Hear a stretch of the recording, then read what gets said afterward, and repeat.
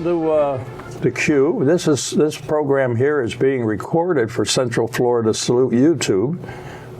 We have a guest here who was the United States Army, Shawn Hibbard, right? Shawn Hibbard, yep. All right, I got it right. We're going to be talking to him, but since this is a salute show, I want to make sure that everybody knows that my partner here is on the radio, is here too with me, John Cena. And I want to talk to Shawn. We met Shawn at the AMVETS. John introduced me to him, actually. And you are a United States Army vet. I want to talk about your career a little bit. And then we have your 501c, which is a nautical salute. Yes, sir. And so why don't you give us a little background about where you're from? And I understand you were in foster care, which is kind of close to my heart because I had a couple foster brothers. But let's talk a little bit about where you're from and take me on a little tour and when you went in the Army. Absolutely. So I was born in Nashville, Tennessee. And my mom at the time had moved around a lot, and we landed in Virginia, in Frederick County, Virginia, when I was 3 years old in a trailer park called Bob Sandy's Trailer Court. And at 3 years old, I was bigger than my 4-year-old brother and my 6-year-old brother physically. And I kind of had a little bit of a mothering nature. And the situation that we were in was full of abuse and such. So we hatched a plan and decided to run away to go live in the dinosaur land, which was a physical space that has like a tribute to like fake dinosaurs and such. So our plan was to live in the shark. State troopers got called on us, and then we went to foster care. And over the course of 15 years in foster care, I spent time in 15 foster homes, 2 group homes, and a detention center. And never really belonged anywhere. So when I had the decision at 17 years old to figure out what I was going to do with the rest of my life, I decided to join the military. Let me ask you a question. Did your brother go into the same foster house, or did they split you guys up? So until the age of 7, we were in the same house. But then they were adopted. My 2 older brothers were adopted by a family in Pennsylvania. And we lost contact after about 9 years old until we were 19. But you're together now? Yep. That's great. That's a good story. Yeah, but when I found him, again, thanks to the internet at the time, dial-up, gotta love that. But I found him in Pennsylvania. He was in the Army. Oh, wow. My older brother, he has cerebral palsy and epilepsy, and he was in a group home.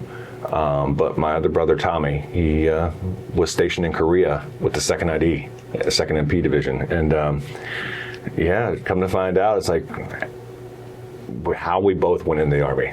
It's just fascinating. And then come to find out, my mother, after we were taken away, she went in the Army. Wow. Found out when I reconnected with my biological father, he was in the Navy. My uncle was in the 5th Special Forces Group in Vietnam. And so it's a huge lineage. Yeah, I guess so, yeah. Wow. So after high school, that's when you went in the Army? I actually joined the Army my junior year of high school because I joined something called the Split Option Program. I joined initially in the National Guard. And between my junior and senior year of high school, I went to basic training and then came back and drilled and then went back after graduation to AIT infantry school and then started my career fully. Yeah, so take us on a little tour of your history with the Army. You were in Special Forces and a sniper, right? Yep. So I spent time in the National Guard initially. Decided at the time with my family that I was going to get out, and I went into the Air Force because everybody always says the Air Force was the better way of life. It is, isn't it, John? Yes, sir. So, aim high. But yeah, so at the time, I decided to become a crew chief. I was a flying crew chief on the C-5s. I could not get used to a lieutenant colonel calling me Shawn and want me to call him Bob. It just was very foreign to me, being in the infantry. After that, I actually got a release to go back into the Army, which is green to blue to green. Yeah. Very unusual. I guess I just liked being treated like a second-class citizen, as we said it a lot, But the Army kind of fueled me a lot, and then I went to sniper school, was attached in with special operations groups, and spent my last 8 years with the Joint Chiefs of Staff. Wow. Yeah. And I saw on your bio you were the Bronze Star. Is that correct? What other medals have you? So I got the Bronze Star with Valor. I've gotten the Defense Meritorious Service Medal. I've gotten, because of my volunteering that I've done in the community, my community service, I have the community service ribbon, which equals out to 3,000 hours of community service that I've donated in time. That's through the military? While I was in the military, I did 3,000 hours of community service. Wow. I started a private school in Virginia because the community was lacking this. I've helped a lot of other veteran organizations kind of gain traction and complete some of their mission as well. And you said I see you also served in Afghanistan, right? You did a couple tours? Yeah, I did 30 months of total service in Afghanistan. So, well, we appreciate your service, but you're one of those guys that served in the service and is still serving, and you're my kind of guy. There's a lot of guys and gals who served in the military and they came home and that's it. But you keep going, and you have a 501c called Nautical Salute. yep. And we see the shirt. Talk about the shirt and talk about what is Nautical Salute. So Nautical Salute is a 501c3 veteran-focused nonprofit here in Lake County, and we take veterans fishing, spending time on the water, because water has a very therapeutic healing approach for PTSD and traumatic brain injuries and such, which I've been diagnosed with both of those. So really it was my love for just being on the water and having that calming effect. It was like, I knew if I benefited from it, others would too. And then it creates an environment where people now have a community, and they can be vulnerable and be themselves and not have to fear judgment and such. So we get together at least monthly, and when it's too hot to be on the water and to fish, we have other activities. Like in September, we're going to the Navy SEAL Museum, and we're going to take veterans. Where is that? At Fort Pierce. Fort Pierce. So we're going to take a trip down there and provide lunch for everybody, travel, and their entry in, and at no cost to the veterans. So everything we do is at no cost to the veterans. Yeah, because you're a 501c, so you take donations and stuff. Correct. And how many members, or how many people are affiliated with you? Right now, in our private Facebook group, we have 139 members. So, yeah, and they're not just in Lake County. Like, we've got people that will drive. We've had them drive for as far as 4 hours away to come to an event, and then spend 3-4 hours with us, and then they leave. So we're like, hey, let's plan this a little bit differently, so where you're not on the road after being out on the water and in the sun. So sometimes we'll put them up in hotels and such. Yeah, who organizes all this? You, or you got your wife or somebody helping you? What? Right now, it's just me. Really? So yeah, I kind of spearhead and kind of put the feeler out to the group of, hey, which date works best for everybody, and then we just kind of create the event and just put the plan together of the who, what, where, when, and what to bring and why, and we just roll with it. And how long have you been doing this now with the Nautical Salute? So Nautical Salute was formed in the end of December, and by the time all the paperwork got situated, it was March that we were approved as a 501c3, but January we did our first boating excursion. So, yeah. So is it like a year? Of this year. Oh, yeah. Wow. So you're brand new. You're a brand new puppy. You got to hit the ground running. Yeah, I guess. Yeah, that's a military term, isn't it? Well, I mean, when people see, a new 501c3 or an organization, because there are a lot out there, people want to see that you're actually doing something. So we're also connected with the Walmart Giving and the Spark program. which is for nonprofits, where after they vet you and they validate you through, you can apply for grants, local grants, and we've received $2,400 so far from several Walmarts in the area within a 30-mile radius.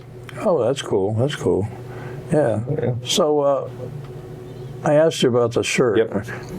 You're going to explain it a little bit, right? Yeah. So the symbol that's in the center of our shirt is a Vigfusir, which is in the Norse mythology world and realm is a symbol, and that symbol really stands for, they call it the Norse compass or the wayfinder, right? Well, it didn't exist in the Viking Age. It came out in the mid-1700s. But what it is it has symbols on it, and it stands for the wayfinder, the compass. So when you carry this with you, this symbol, whether it be on a medallion or in a ring or something, you were connected to the group, and you would also be where you're meant to be at in life. It's kind of like a grounding piece that you're not lost. So that's really what it stands for. And with the veterans coming, there's a lot of veterans that also have a connection to the Norse mythology. But it's like, we want them, even if they're not with the group at the time, if they're wearing a hat, a shirt, they've got a piece of literature, they have a connection. So that's why we give veterans our books, our shirts, and our hats. Yeah, John, you had a question you wanted to ask him about the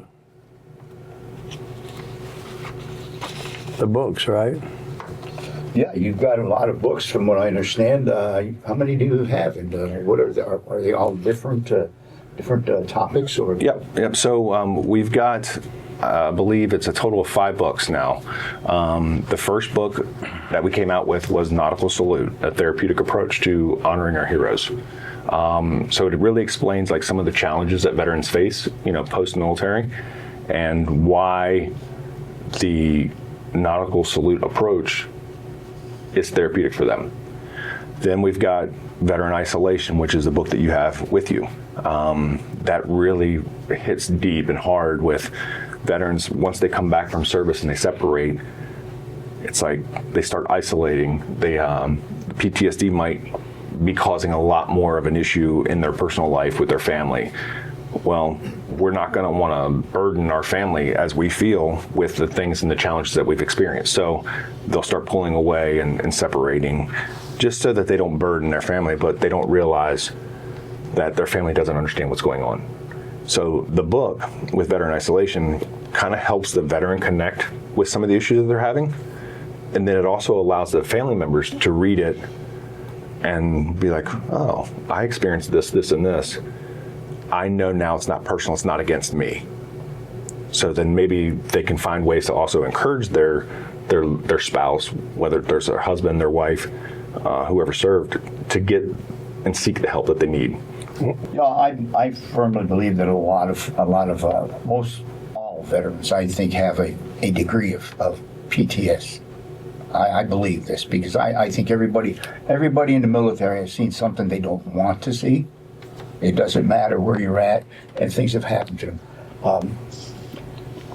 How do you cope with this? How do you get somebody out of this isolation? So you got to look at the problem, right? And the problem is most people, when they join the military, they're 17, 18 years old. I mean, if you think about it. So all they've done their entire life going up to this point is their parents are telling them what to do. School is telling them what to do. The job is telling them what to do. So then they go in the military, and guess what? They're being told what to do. Yeah. So absolutely. But it's more of a finite parameters. Your left and your right limits kind of change a lot, right? To where you don't operate outside this left and right limit. So now you go through your entire career and you spend 10, 12, 15, 20 years of operating and still being told what to do. I think a lot of the problem is the veteran doesn't really know how to be an adult outside of the military. They have these very specific patterns, so there's that life experience that they don't have. So then when they come back, that was their identity for so many years. And when you don't have that community anymore, you're lost. And then you start thinking about, man, some of the worst days of my life Yeah. were some of my best. Shawn, there's Ashley's house, which is for women transitioning out to help them readjust. Right. And they talk about it, and like you're talking about it, you're regimentated. You know this is where your house is. This is where you're going to eat, and all of a sudden, things have changed. It's like we used to say, Vietnam veterans were going back to the real world. Yeah. And now you're back in the real world, and you're kind of like, all the people around me, they're not there no more. That's why I think organizations like yours, and John and I have supported through AMVETS and through Eagles, Area 4273, we've supported a lot of groups that basically have the same mission as you. Right. And, right? Right, and they're all just like they're. I think the one is a fledgling, really, the Veterans Ranch. I think the Spirit Equine Therapy. I think that's been around a little while. He seems like he's really got a lot going for him right now. Yeah. Well, when you take those situations where it's not just about the veteran, the animals, they feed off the energy, right? Yeah. Yes. When we get our veterans together on the boats or on an event somewhere, they're with someone that they don't have to explain their whole life to again, because they've been through similar situations. Not the same situation, but similar situations. And when you can create a community where they feel vulnerable and can trust and get a sense of that camaraderie back, of like, wow, like I can just be me and be free. We're trying to create the environment to where their families can also see them in that environment. How many times do family members get to see their loved one, their veteran, in a light of where they're free? And that's another thing about big organizations. I think a lot of us, because we join these AMVETS, Legions, and other organizations, the Moose Lodge, and things like that, is the veterans organizations are fine. Legion and the AMVETS and such as that. Even have to give the VFW a little plug there too. But we meet with people that have we've got like paths in life. And we could relate to these people, and we tell a lot of lies together. And exaggerated a little bit, right? Well, John does. I don't. Bob never does. No. He earned that as a Master Chief. Master Sergeant. Master Sergeant, sorry. Yeah. But we encourage people. If you're not a veteran, you can support veterans and be part of it. Right. They have sons. And they have auxiliaries in these things. Riders. We're going to be talking about that later on, John. But anyway, I encourage people to get involved, and I think what you're doing is great. And I kind of like. I know John feels the same way. We kind of like to take you up to the ranch sometime and see the ranch. That'd be great. Mark's good people too. Yeah, well, he was career military. It's about creating a community that actually understands that no one person can do it. No one organization can do it. You've got to connect, combined, and meet it where the mission is.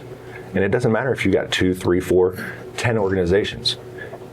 If we can change and impact just one person's life at a time, that's the goal.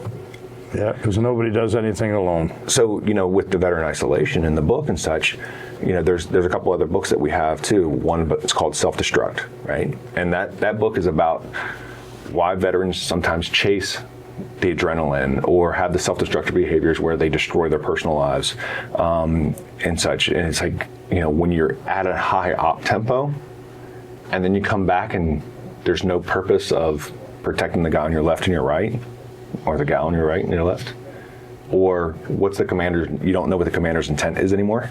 What's the objective? You feel lost, and then you still want to chase driving 120 miles an hour on a motorcycle, which is not smart, right? But they're trying to fill that gap. But the other book that we have too, it's called Mission Delta, and Delta's about change. That's reclaiming your purpose post-service. That book is probably one of, I say if there's 2 books that people should look at and read, Veteran Isolation and Mission Delta. connect with the issues that we have, and then take charge and form a new path. You know, and they're great books, but how do people get them? So if they can go to nauticalsalute.com. There's links there to buy them, but if they have an ebook reader, they can download them for free. There's also on the website the audiobooks of them that they can just click and play. If they're locally, veterans get these at no charge, so they can actually reach out to me through the website and say, Shawn, I would love to have this book and this book, and then they just connect with me. I ship it to them at no charge. But if somebody's also a supporter and wants to buy them, they can buy them and give them to other veterans. But yeah, that's how they do it. That's great because. Oh, go ahead, John. What's the fifth book?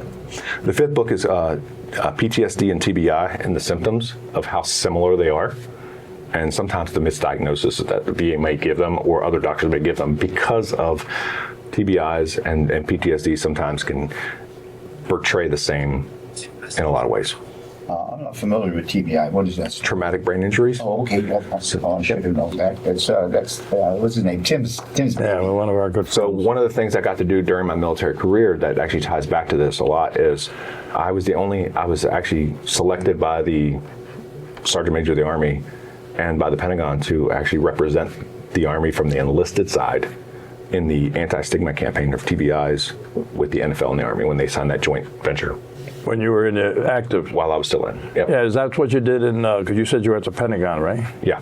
That was your mission? That wasn't. No, that was a secondary mission because of the things that I was doing in the veteran community. I played a little professional arena football. Wow. Yeah, I want to hear about that. Yes. Yeah. John played football too. Nice. Yeah, up till the 5th grade, and then that was it.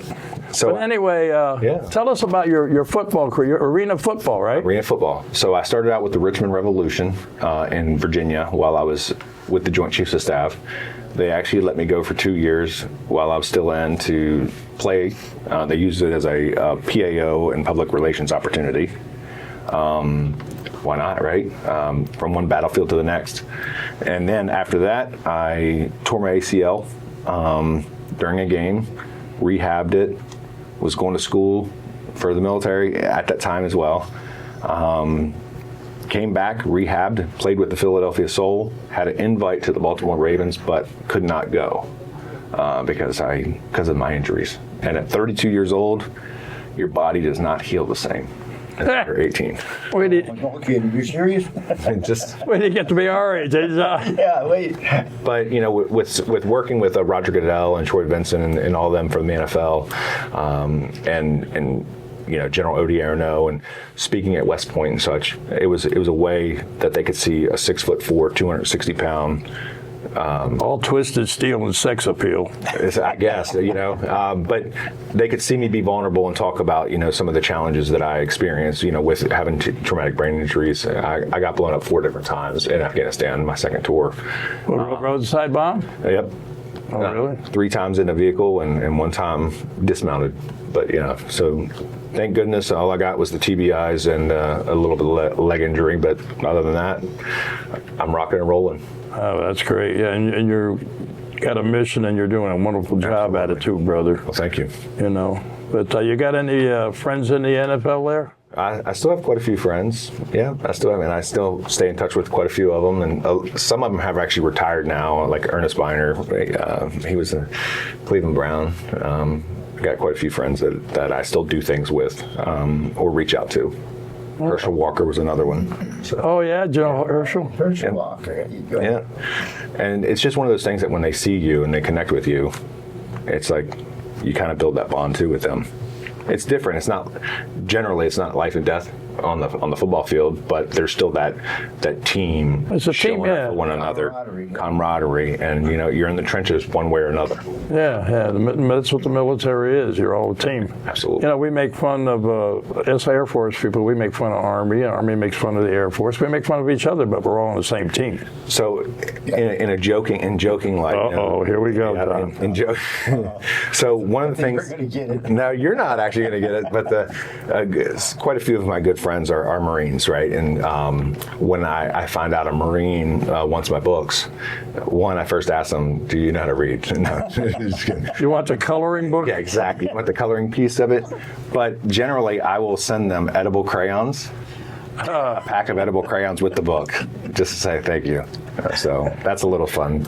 You know, I went to a thing over in Pembroke one day, and they have a veterans committee over there, you know, and the guy who was giving out coloring books to Marines, he says, how many Marines we got here? And they raised their hands, and he started handing out coloring books. And I says, hey, you know, I'm with the Marine Corps Combat Correspondence Association. So he threw a book at me. He says, here. There you go. You know, it's those things that it's just fun.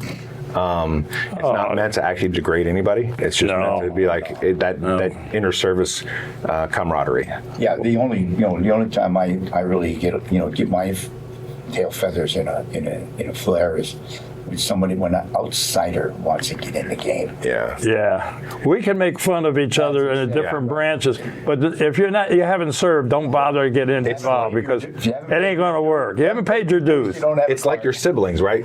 I can only pick on my siblings. You know, yeah. and that's what we are. But you know, on another fun side, I'm actually going to create scratch and sniff stickers that I'm going to put on my books. So if somebody like an Air Force guy or a girl wants my book, I'm going to send them the book with the sticker, and they're going to have two options, and they don't know which it's going to be. It's either going to be the smell of jet fuel or a Holiday Inn. That's good. I like that. He's good, isn't he? Yeah. You got to have fun. Oh, yeah, you got to have fun, yeah. Yeah, life's too short. But, yeah, scratch and sniffs. How do you come up with this stuff? I don't sleep a lot. I guess not. I guess not. But, yeah. Anyway, you have a trip planned. You said to go to the, where'd you say you're going? We're going to go to Navy SEAL Museum. Navy SEAL Museum, yeah. Yep, and that's open to the veteran community. So if any veteran that wants to get involved and find out what we're doing, when are you doing that? September 6th. September 6th. Yeah. I'm looking at my partner over there, thinking, we could maybe bring a camera along. It'd be a lot of fun. We'd have to ask permission and everything first. But I have done a couple of shows with Navy SEALs, and I did one with a Frogman. Frogman led the way to Navy SEALs. Absolutely. And this guy was the guy who helped design the vehicle that comes out of the belly of a submarine.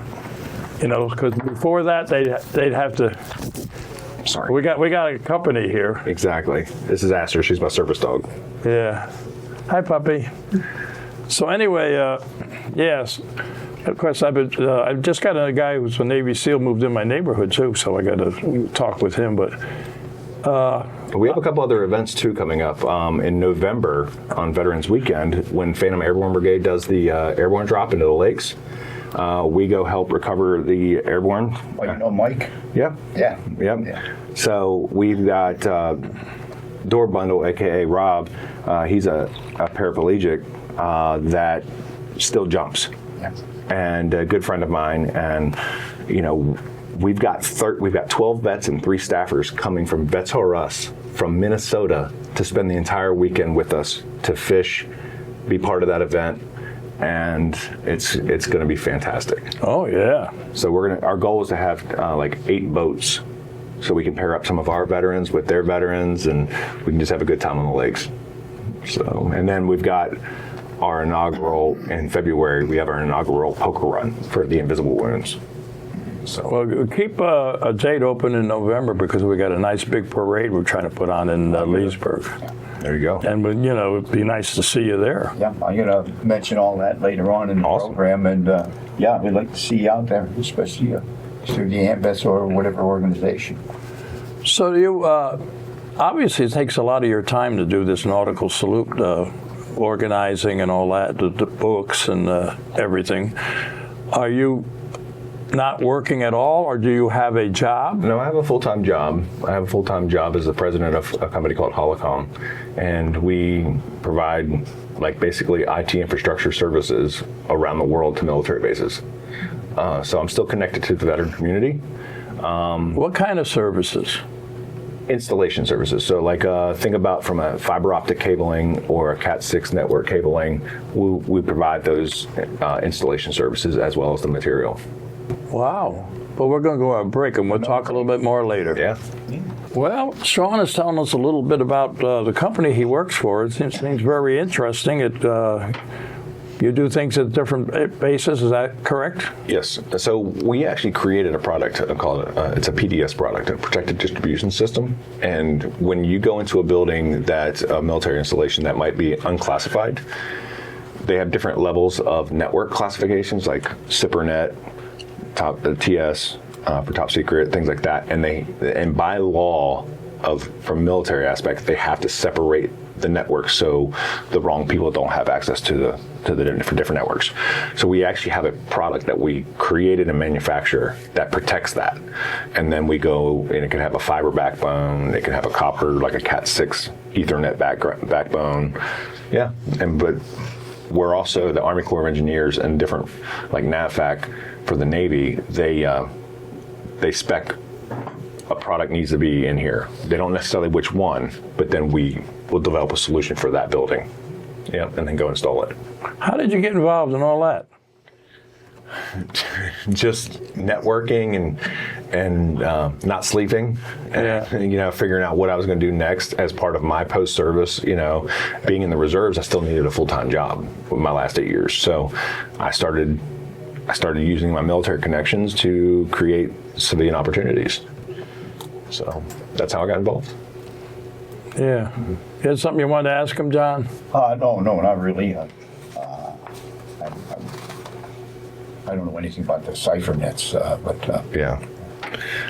And one of my primary jobs is business development, and marketing. So engaging with people, letting them know what solutions that we have available, and then creating a relationship and partnership. So naturally that kind of comes easy to me.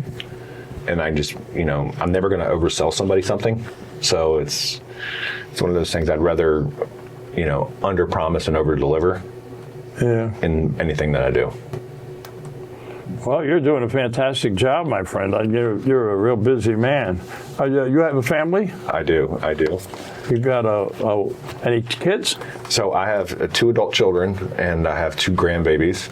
So Wow, how old are you? I'll be 47 in February. Oh, wow. So He's almost our age. yeah, right. yeah, I'm getting there, right? But my daughter, she'll be turning 27 in September, and my son will be turning 24 in December. Oh, great. So great. I have a 2.5-year-old granddaughter and a 9-month-old grandson. Yeah. My youngest will be 49 in October. All right. So should I call you Pops? Yeah. I'm not going to say anything. No, don't say that. But you know what? That's the other thing that I think is so amazing. We've got a veteran that's 84 years old in our organization, and I actually just picked him up and had lunch with him yesterday. But he'd only been involved in our organization since May, and his daughter reached out because of a Facebook post I did, and she's like, "Hey, my dad's an 83-year-old Vietnam vet from the, and I think he would benefit from this." We're the only person and people he's ever hung out with since military outside of his family. Yeah. And he's been coming with us now, and his birthday was not too long ago, and his daughter said, "Hey, his birthday's coming up." We got 12 people together to celebrate his birthday and take him out to dinner, and just got him a new fishing pole, and and now, like, he's 84, I'm 46, but you know what? We're still brothers. Oh, absolutely, And absolutely. that's something you want. It doesn't matter what era he served in. We're still connected. I have been blessed. In 2010, the city of Leesburg was looking for somebody to do a show on Lakefront TV. And the guy called the AMVETS, and the girl that was working there said, "Well, Bob is our educational programs," and I did them up north too. And I started doing interviews in 2010. That's where I met that lovely lady over there. She was working as a vendor every once in a while for them. Nice. And I have interviewed people that were in the 1936 Olympics, from the Dutch West Indies, who had a bronze medal in field hockey, was taken away from them by the Japanese, and they were at the bridge of the River Kwai. The people I have met, you would not believe. Frogmen, World War II flying aces, Medal of Honor recipients.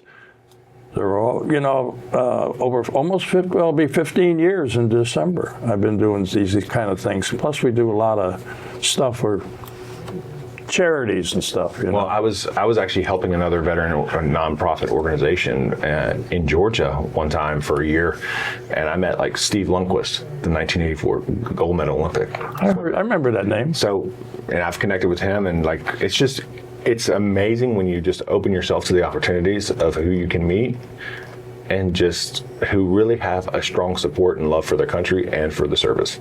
Oh yeah. I've been blessed. I met a lot of people. I met Gary Sinise. Yep. I met Willie Nelson's brother, Tommy.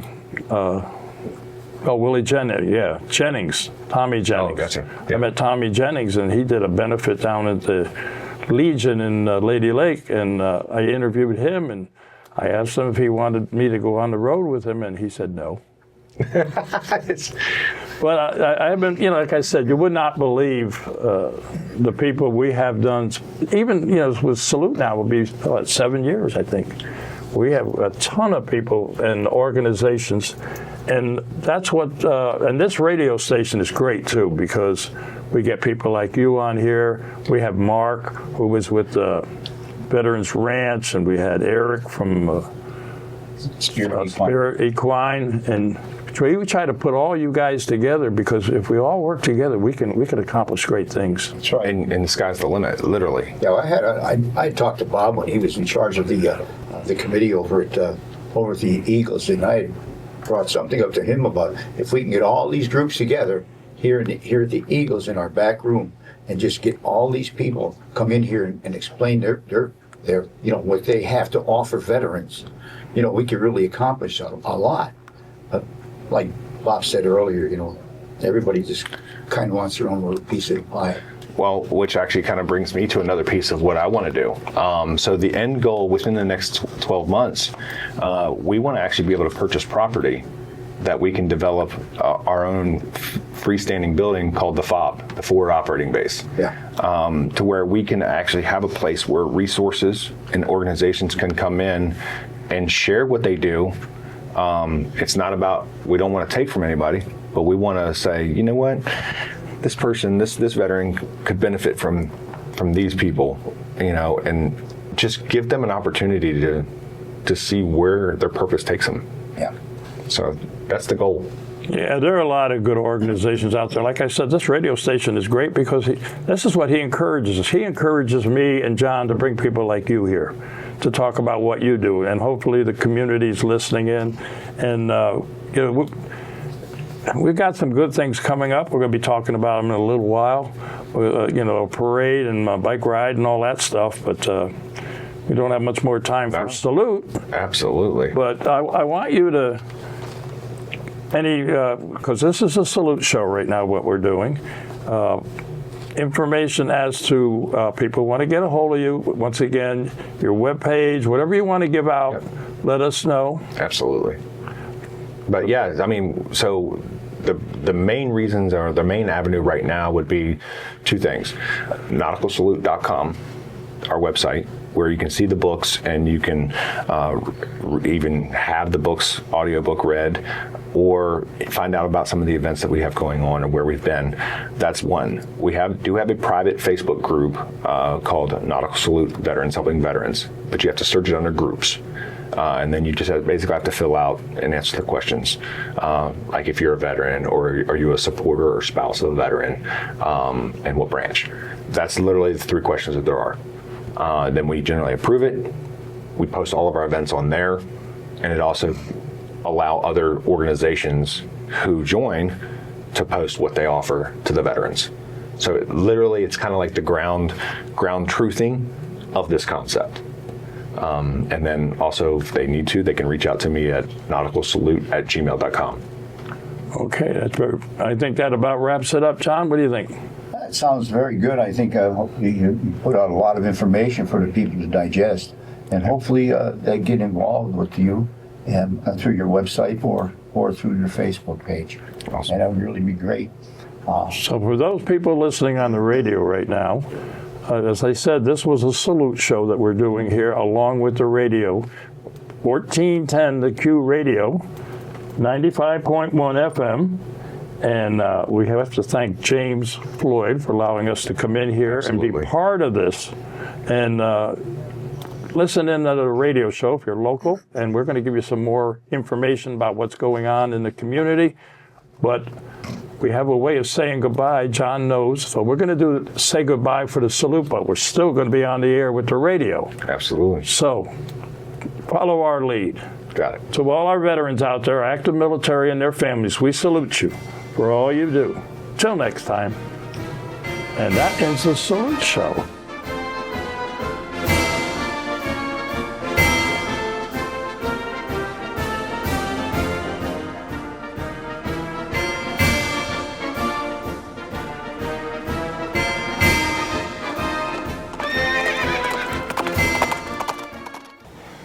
Today I'm at AMVETS Post 2006, a major sponsor of Central Florida Salute.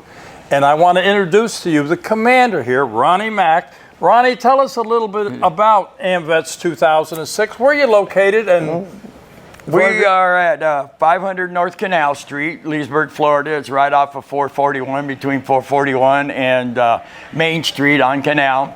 Can't miss us.